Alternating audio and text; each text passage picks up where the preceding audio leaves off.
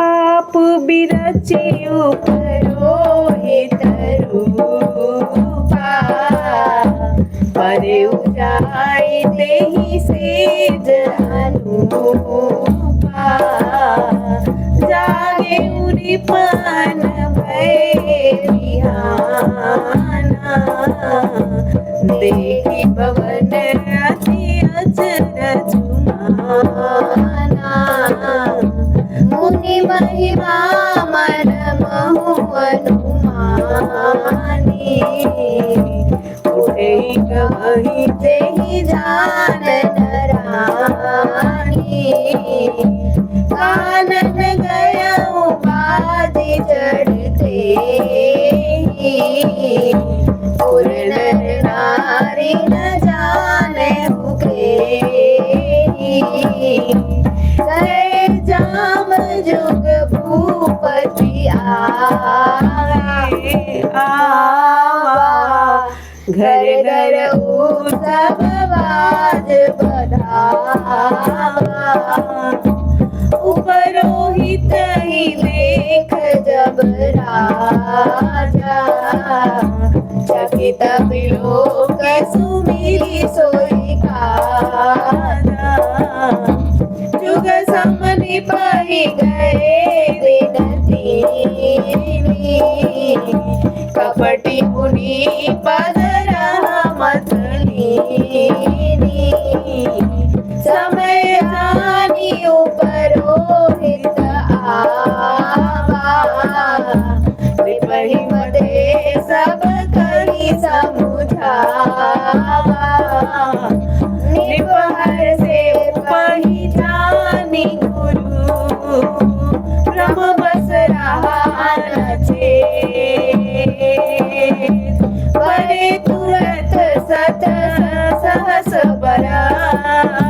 दीप कुटुम्ब समेत, सियापति राम जय जय राम। मेरे प्रभु राम जय जय राम। मेरे मन बसियो सीताराम, करो कल्याण सीताराम। सीताराम सीताराम सीताराम सीताराम सीताराम सीताराम। वह आप पुरोहित का रूप बनाकर उसकी सुंदर सेज पर जा लेटा। राजा सवेरा होने से पहले ही जागा और अपना घर देखकर उसने बड़ा ही आश्चर्य माना। मन में मुनि की महिमा का अनुमान करके वह धीरे से उठा, जिसमें रानी न जान पावे। फिर उसी घोड़े पर चढ़कर वन को चला गया। नगर के किसी भी स्त्री पुरुष नहीं जाने। दोपहर बीत जाने पर राजा आया। घर घर उत्सव होने लगे और बधावा बजने लगा। जब राजा ने पुरोहित को देखा तब वह अपने उसी कार्य का स्मरण करके उसे आश्चर्य से देखने लगा। राजा को 3 दिन युग के समान बीते। उसकी बुद्धि कपटी मुनि के चरणों में लग रही। निश्चित समय जानकर पुरोहित बना हुआ राक्षस आया और राजा के साथ की हुई गुप्त सलाह के अनुसार उसने अपने सब विचारों से समझा कर कह दिए। संकेत के अनुसार गुरु को उस रूप में पहचान कर राजा प्रसन्न हुआ। भ्रमवश उसे चेत न रहा कि यह तापस मुनि है या कालकेतु राक्षस। उसने तुरंत 1 लाख उत्तम ब्राह्मणों को कुटुंब सहित निमंत्रण दे दिया।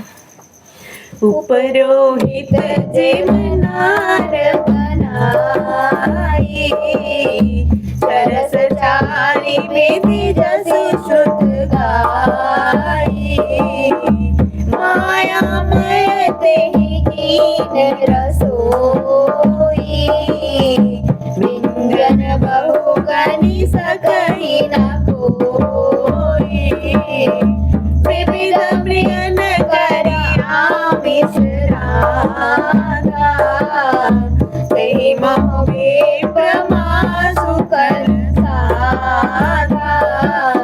भोजन कहु सब विप्र बुलाए, पद पखारि सादर बैठाए। परुसन जबहि लाग महिपाला, भय आकाश बानी तेहि काला।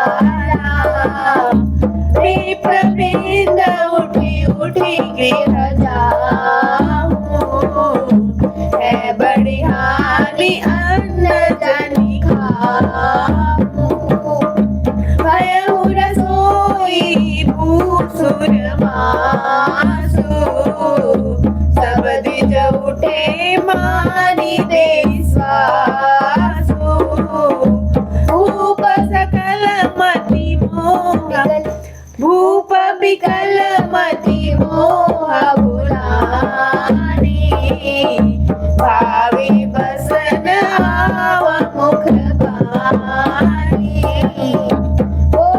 बोले विप्र सकोपतमा, नहीं कछुकी न विचार, जाहि निशाचर हो निपा, मोर सहित परिवार सियापति राम, जय जय राम मेरे प्रभु राम, जय जय राम मेरे मन बसियो सीताराम करो कल्याण सीताराम सीताराम सीताराम सीताराम सीताराम सीताराम सीताराम। इन दोनों का अलग अलग टोन हो गया।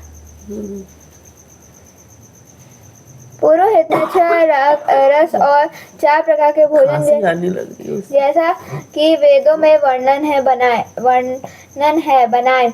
उसने मायामयी रसोई तैयार की और इतने व्यंजन बनाए कि जिन्हें कोई गिन नहीं सकता। अनेक प्रकार के पशुओं का मांस पकाया और उसमें उस दुष्ट ने ब्राह्मणों को मांस मिला दिया। सब ब्राह्मणों को भोजन के लिए बुलाया और चरण धोकर आदर सहित बैठाया।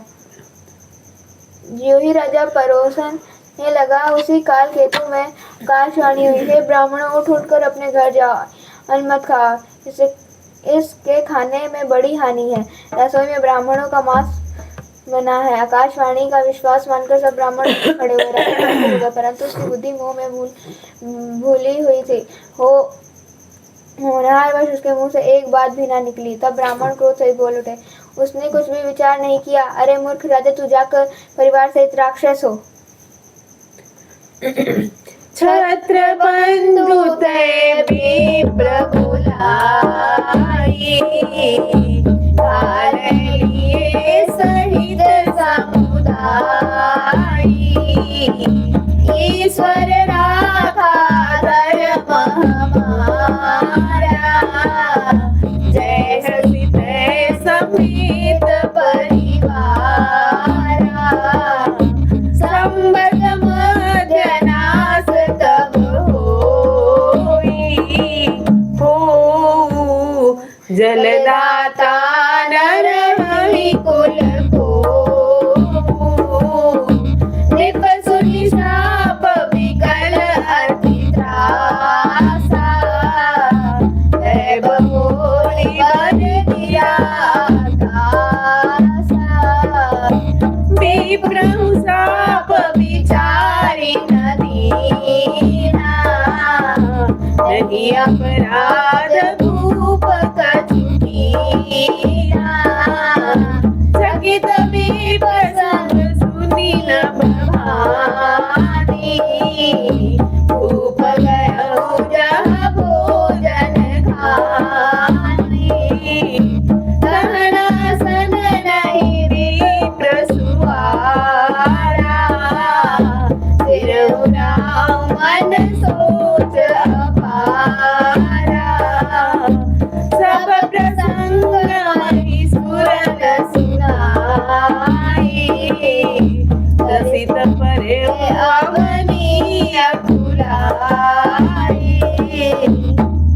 रे नीच क्षत्रिय, तूने तो परिवार सहित ब्राह्मणों को बुलाकर उन्हें नष्ट करना चाहा था।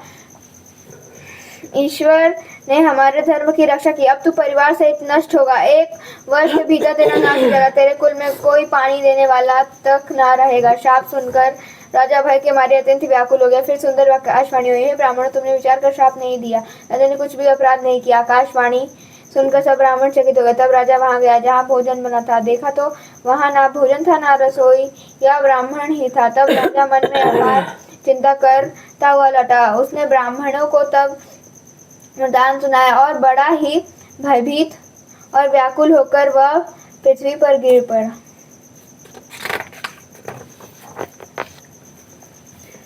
भूपति भाव मिटई नहीं, यद्यपि न दूषण तो किए अन्यथा हो ही नहीं, विप्रशापति को पति राम जय जय राम, मेरे प्रभु राम जय जय राम, मेरे मन बसियो सीताराम, करो कल्याण सीताराम, सीताराम सीताराम सीताराम सीताराम।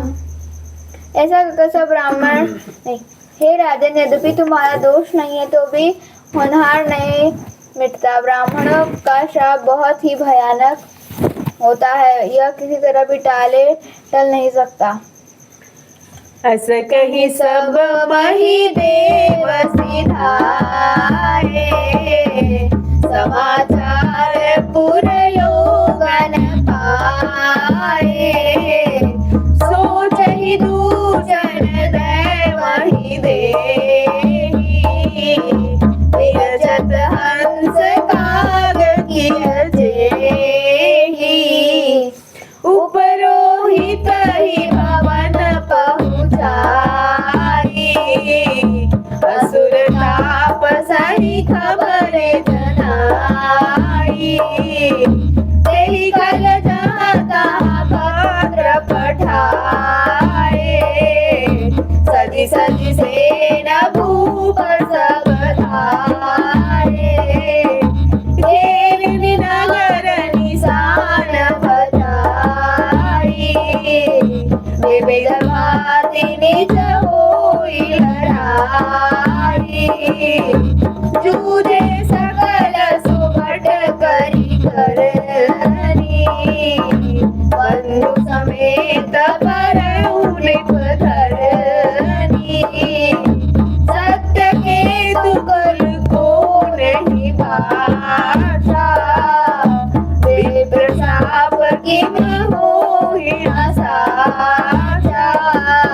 रिपुजिति सबने नगर बसाई, निज पर गवने जय जसु पाई, घर द्वार सुनि जाहि जब, होई विधाता बाम, दूरी मेरु सम जनक जमा, रायाल समदान, प्रियापति राम जय जय राम, मेरे प्रभु राम जय जय राम, मेरे मन बसियो सीताराम, करो कल्याण सीताराम, सीताराम सीताराम सीताराम सीताराम सीताराम सीताराम सीताराम सीताराम।